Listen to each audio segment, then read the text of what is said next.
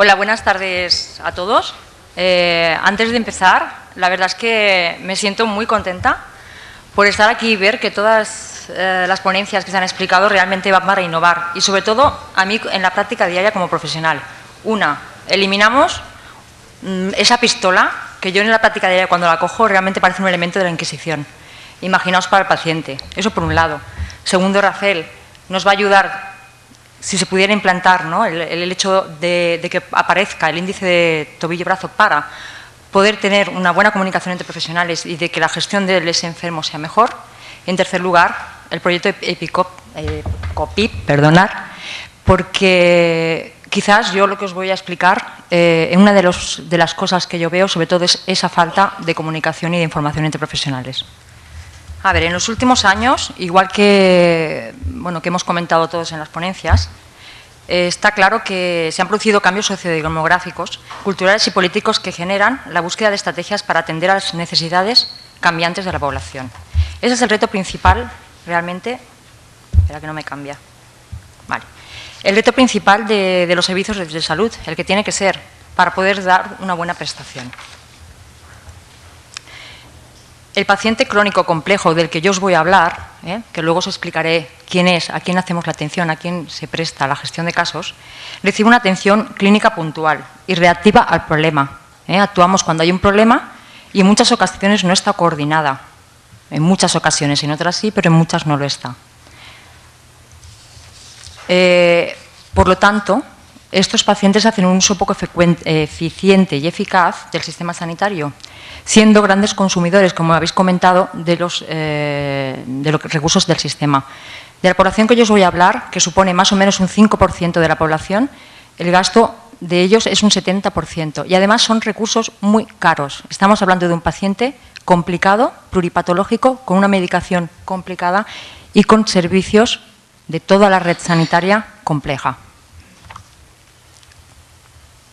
En consecuencia, ¿qué ocurre? Si existe esa atención limitada, con eso no quiero referir que estemos trabajando mal, ni mucho menos, pero realmente todos lo hemos vivido, incluso en algún familiar. ¿Qué pasa? Se descompensan, reingresan y reciben una atención poco preventiva y una atención que es fragmentada.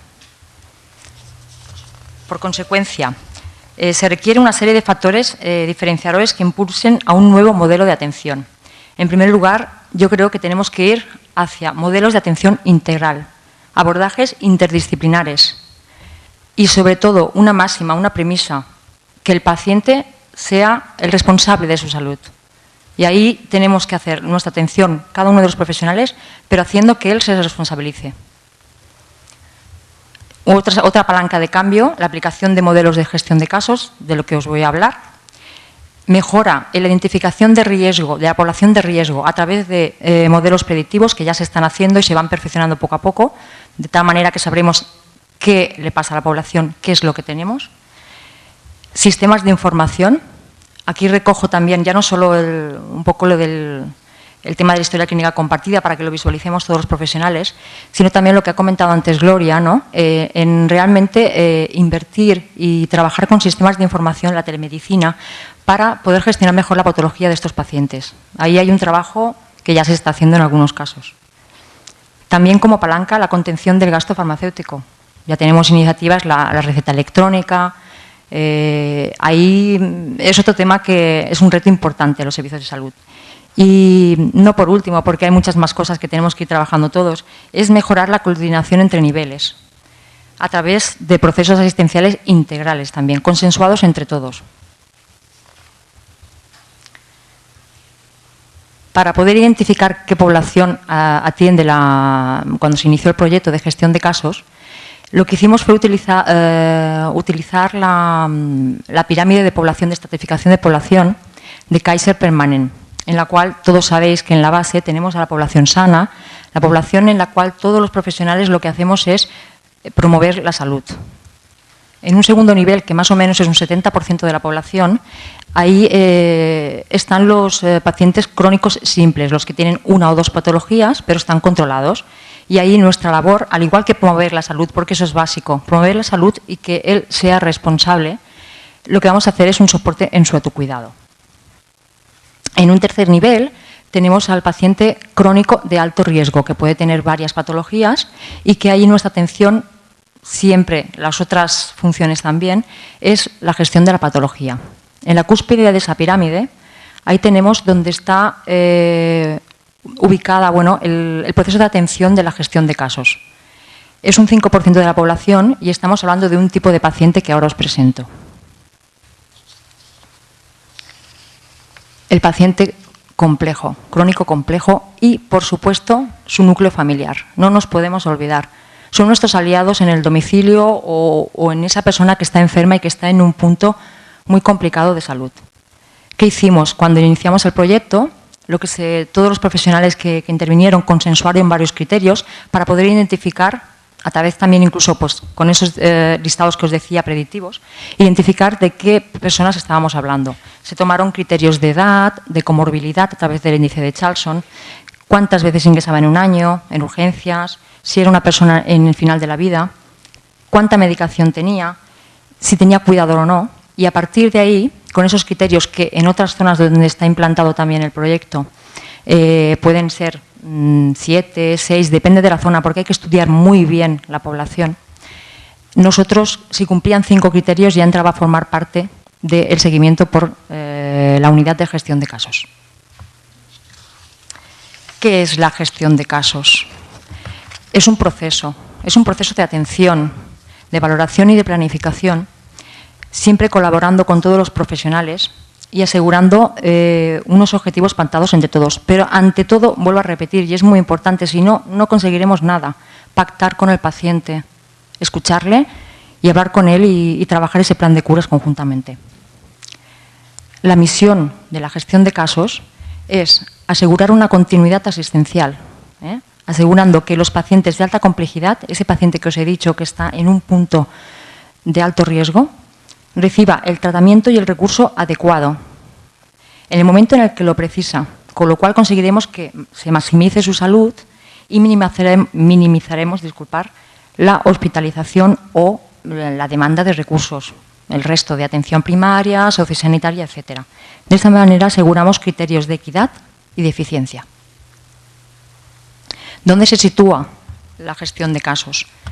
En nuestra experiencia, la figura de, la unidad de gestión de casos está situada en atención primaria, trabajando mano a mano con ellos, pero eso no quita que, si estamos hablando que lo que es una figura que asegura la continuidad o ayuda, como muchos otros profesionales, a la continuidad, va a ser conocedora de todos los recursos que hay, a nivel hospitalario, a nivel de la red sociosanitaria, sí, a nivel de qué recursos municipales hay en esa comunidad y también de todas las unidades de soporte, las unidades de soporte de atención primaria, ya sea PADES, el CUAP, rehabilitación, etcétera.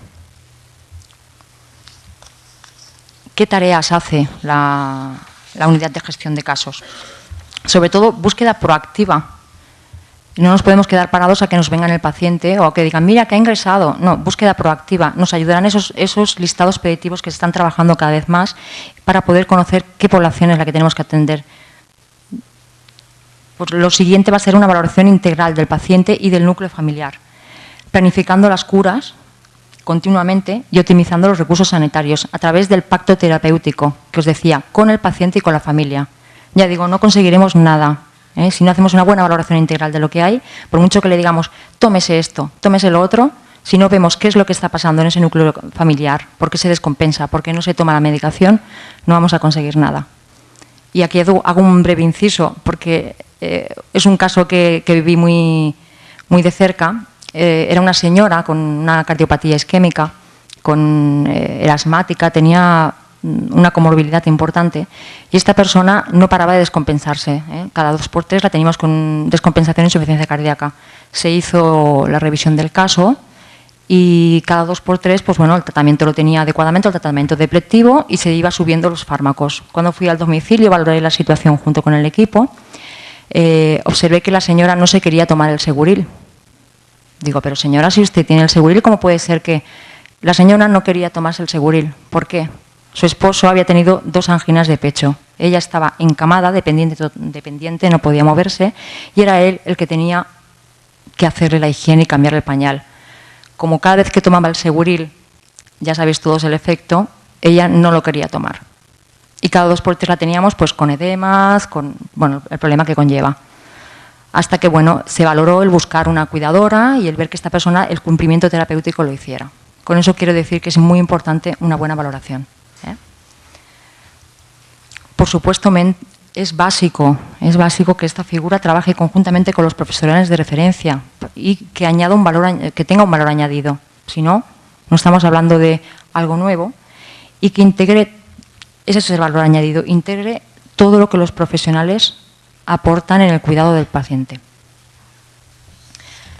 Impacto a nivel de la población. A nivel de la población, la gestora de casos, la unidad de gestión de casos, es mediadora dentro de todos los acontecimientos que le puede pasar a ese núcleo familiar, a ese paciente complejo, coordinando la calidad de los cuidados, garantizando un nivel de alta resolución. Siempre acompañando dentro del sistema sanitario, pero eso no significa que le llevemos de la mano y que seamos paternalistas, sino que lo que haremos será fomentarle su autocuidado y de esa manera aumentaremos su autonomía en la medida de lo posible.